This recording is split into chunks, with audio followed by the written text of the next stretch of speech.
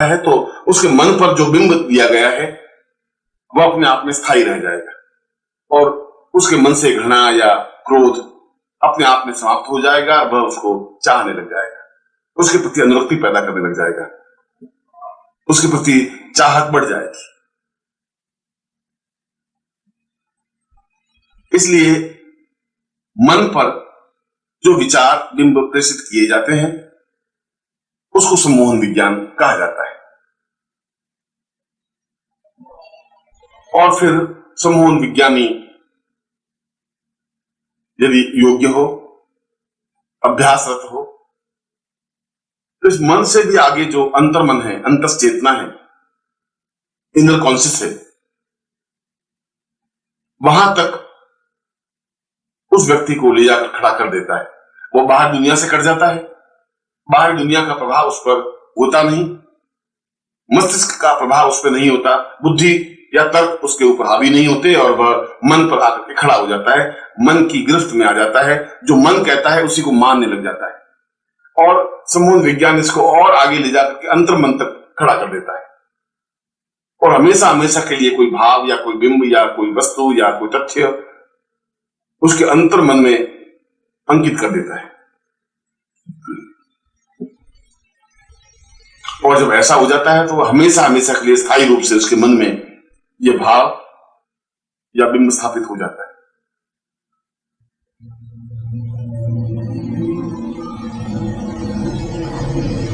और ऐसा सहज सरल संभव है।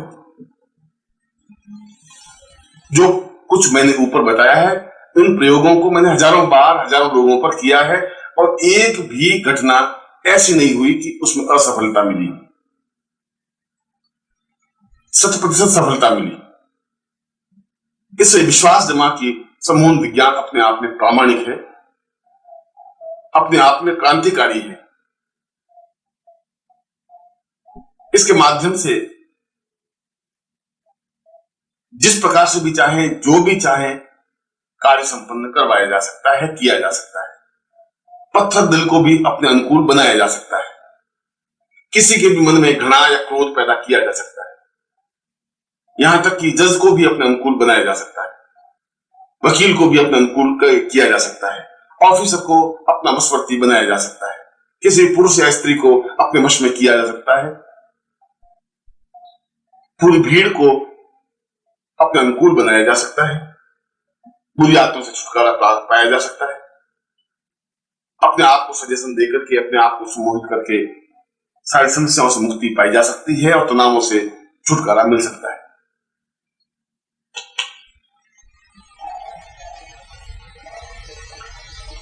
यह सम्मोहन विज्ञान कार्य कैसे करता है, सीखने का क्या प्रकार है, क्या तरीका है। ज्यादा अच्छा तो यह हो कि जो व्यक्ति सम्मोहन विज्ञान सीखने का इच्छुक हो वह किसी सफल सम्मोहन विज्ञानी या हिप्नोटिस्ट के पास जाकर रहे और उससे प्रैक्टिकल सीखे, क्रियात्मक रूप से सीखे, अभ्यास करे, तो सफलता के परिणाम ज्यादा अनुकूल बन सकेंगे।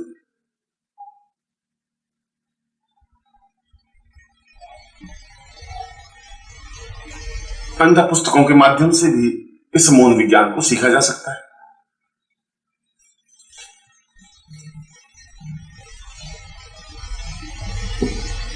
किसी भी व्यक्ति को उसकी बुद्धि से परे हटाकर चेतन अवस्था से अलग कर उसे बाहर दुनिया से काटने का काम नेत्रों के माध्यम से किया जाता है।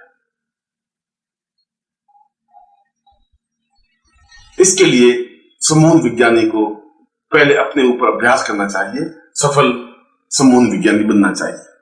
उसकी आंखों में एक चमक लानी चाहिए, आंखों में तेज लाना चाहिए, एक प्रकाश लाना चाहिए, एक प्रभाव लाना चाहिए, एक ज्योतिपुंज लाना चाहिए। क्योंकि सामने वाले व्यक्ति से हमारा संबंध केवल नेत्रों के माध्यम से ही हो सकता है।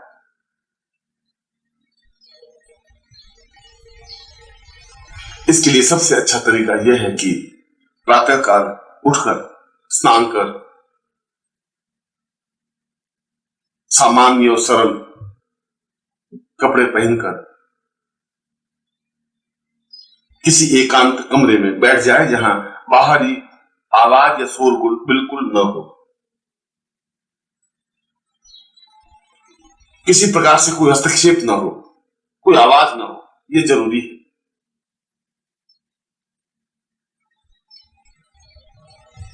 कमरे में एक बहुत कम रोशनी का लैंप लगा दें, हल्का सा प्रकाश कमरे में बिखरा हुआ, बहुत हल्का सा, और एक अगरबत्ती लगा दें जिससे कि कमरे का वातावरण सुखकर अनुभव हो। इसके बाद व्यक्ति जमीन पर बैठ जाए।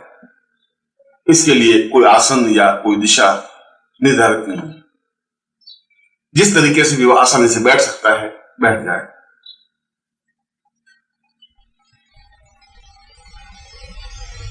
और अपने सामने 1 फीट की दूरी पर दीवार पर अपनी आंखों के ठीक सामने एक छोटा सा लाल बिंदु लगा दें। वो लाल बिंदु इतनी बड़ी होनी चाहिए जितनी कि दिखाई दे सके। इसके बाद सीखने वाले सम्मोहन विज्ञानी को चाहिए कि वह एक टक उस लाल बिंदु को देखता रहे। इसमें इस बात का ध्यान रहे कि इस देखने की क्रिया में पलक नहीं झपकाए। बिना पलक झपकाए बराबर देखते रहने की क्रिया को त्राटक कहते हैं, और यह सम्मोहन विज्ञान का आधारभूत सत्य है, त्राटक, क्योंकि इसी के माध्यम से आगे के सारे विज्ञान को समझा जा सकता है। शुरू में तकलीफ होगी, 1 मिनट या 1.5 मिनट के बाद आंखें थकने लगेंगी, आंख बंद हो जाएगी। व्यक्ति को चाहिए कि पास में पानी का लोटा रखे और उससे आंख पहुंचकर आंख को थोड़ा रेस्ट, आराम देकर फिर देखने का अभ्यास शुरू करें। 2-3 बार वो अनुभव करेगा कि 2-3 मिनट तक बिना पलक झपकाए अपलक उस बिंदु को देखने में सफल होने लगा है। धीरे धीरे इस अभ्यास को बढ़ाएं। इसके लिए किसी मंत्र जप की जरूरत नहीं है, केवल क्रियात्मक पक्ष है। इस बिंदु को बराबर देखते रहने, अपलक देखते रहने की क्रिया कम से कम 32 मिनट की होनी चाहिए और ज्यादा से ज्यादा 60 मिनट का अभ्यास करना चाहिए। 32 मिनट से उसकी आंखों में सम्मोहन का भाव पैदा होने लगता है। उसकी आंखों में एक ऐसी विद्युत स्फुलिंग बनने लगती है जो सामने वाले की आंखों से उसके चित्त पर, मन पर सीधा प्रभाव पैदा करने में समर्थ होने लगती है। हम सामने वाले को प्रभावित तो उनकी नेत्रों के माध्यम से ही कर सकते हैं। ये जरूरी नहीं है कि सामने वाले को हम स्पर्श कर सके, सुला सके, भाव न दे सके। हम तो उनको देखते हैं और देखते ही मन में एक भावना पैदा, चिंतन देते हैं, और जब अभ्यास 60 मिनट का हो जाएगा तो उस मौन विज्ञानी की आंखों में एक विशेष प्रकार की लपक, एक विशेष प्रकार की ऊर्जा पैदा होगी। यह ऊर्जा अपने आप में बहुत शक्तिशाली है, हजार परमाणु बमों से भी ज्यादा ताकतवान, क्षमतावान है। एक ऐसी लपक है जो सामने वाले की आंखों से होते हुए उसके मन पर पहुंच जाती है। इसका सीधा संबंध सामने वाले की आंखें और आंखों के माध्यम से उसके मन पर पहुंचने की क्रिया है।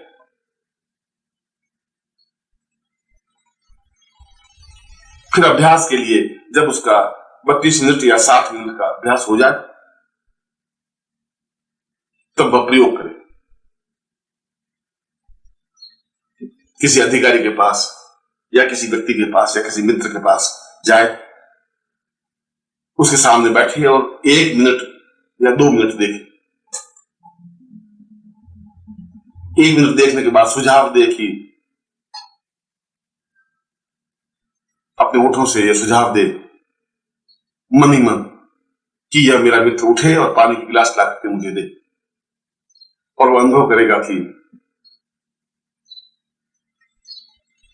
वह उठ करके पानी की गिलास लेके आ जाता है। इसका मतलब आपने जो उसकी आंखों के माध्यम से आज्ञा दी, वह उसके चित्त पर, मन पर अंकित हुई, मन पर अंकित हुई, उसके अनुसार वो कार्य करने लगा। यदि वो पानी गिलास ला के देता है तो दूसरे कार्य भी जैसा आप कहेंगे वैसा ही करेगा। अधिकारी को, किसी पुरुष को, किसी स्त्री को इस प्रकार की आंखों से देखकर, भावना देकर आज्ञा दी जा सकती है,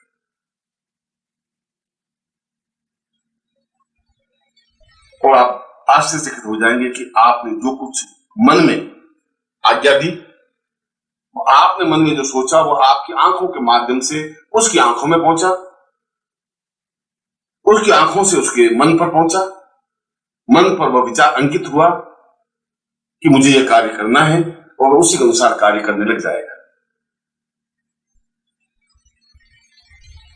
आप दूसरा प्रयोग भी कर सकते हैं। भीड़ में जहां सैकड़ों पुरुष या स्त्रियां हों, आप किसी स्त्री या पुरुष की आंखों पर अथवा उसकी गर्दन पर या उसके पीछे के भाग में या गर्दन के पिछले हिस्से पर अपनी दृष्टि गड़ाकर मन में यह भावना दें कि यह घूमे और घूमकर मेरे पास आए और मुझे पूछे कि तुम्हारे क्या हाल चाल है, और केवल 1 मिनट गर्दन के पिछले हिस्से पर यह भावना दे, और समूह विज्ञानी यह आश्चर्यचकित रह जाएगा कि वह स्त्री घूमती है, बेचैन हो जाती है इस कार्य को करने के लिए, और वह भीड़ को चीरती हुई सीधे उस व्यक्ति के पास ही पहुंचती है और पूछती है कि आपके क्या हाल चाल है।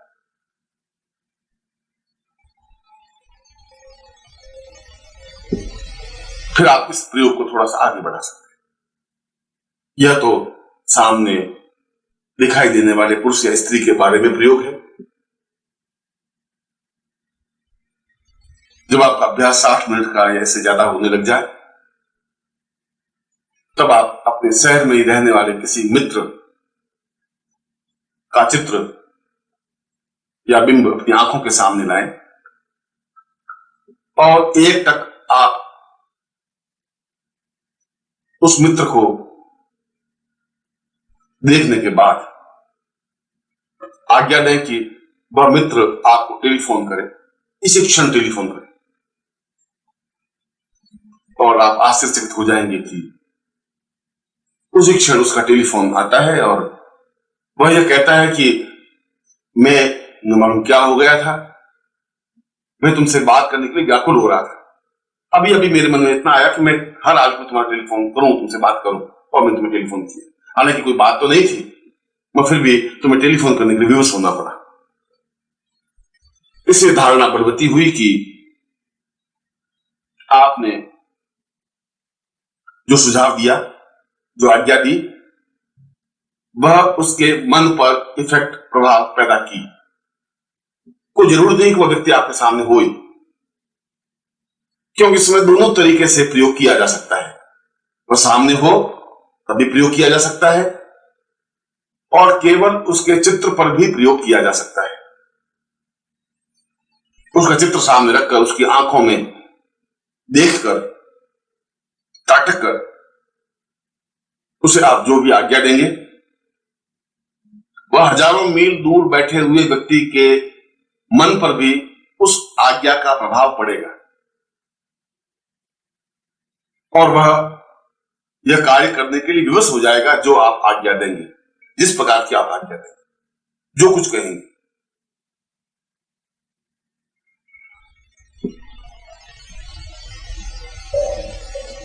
कोई व्यक्ति आपके सामने सिगरेट लेकर बैठा है, सिगरेट पी रहा है, आपने एक सेकंड उसकी आंखों की तरफ देखा और मन से आज्ञा दी कि इसी समय पूरी की पूरी सिगरेट उठकर बाहर फेंक देनी है। और आप देखेंगे कि आधे सेकंड के बाद वह बेचैन हो जाएगा, छटपटाने लग जाएगा। ऐसा लगेगा कि जैसे वह अपने नियंत्रण में नहीं है, उठेगा और सिगरेट को बाहर फेंक करके जब आएगा और वापस बैठेगा तो उसको बड़ा आनंद और सुकून सा अनुभव होगा। उस एक क्षण विशेष में क्या हुआ उसको खुद को कुछ पता नहीं कि ऐसा क्यों हुआ, क्यों मुझे सिगरेट फेंकनी पड़ी।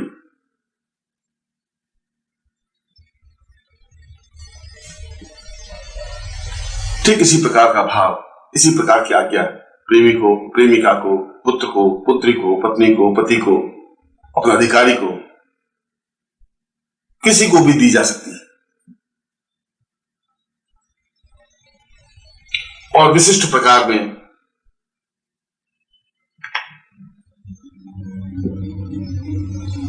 किसी व्यक्ति को सम्मोहित करके उसे आप आज्ञा दें कि तुम लेट जाओगे, तो आप देखेंगे कि वह 2 क्षण में ही लेट गया है। आप आज्ञा देंगे कि तुम अपने अंतर्मन में जाओगे, वह अपने अंतर्मन में पहुंच जाता है। और फिर आप उसे जो भी आज्ञा देंगे, उसके मन में जो भी बातें होंगी, जो छुपी हुई घटनाएं होंगी, वह भी आप पूछने पर, आपके पूछने पर वो बता देगा। और जब आप कहेंगे कि अब तुम्हें इस समस्या से निजात पा जानी है, तो अपने आप को राहत महसूस करेगा। और जब वापस उसको चेतन अवस्था में लाएंगे तो वह उन समस्याओं से मुक्ति अनुभव करेगा। ऐसा तो व्यक्तिगत रूप से और क्रियात्मक रूप से आप देख ही सकते हैं। वास्तव में ही यह विज्ञान बहुत ही श्रेष्ठ है, जिसे सीखकर जीवन को अनुकूल और सुखमय बनाया जा सकता है। मैंने हजारों प्रयोग किए हैं और उसमें लाभ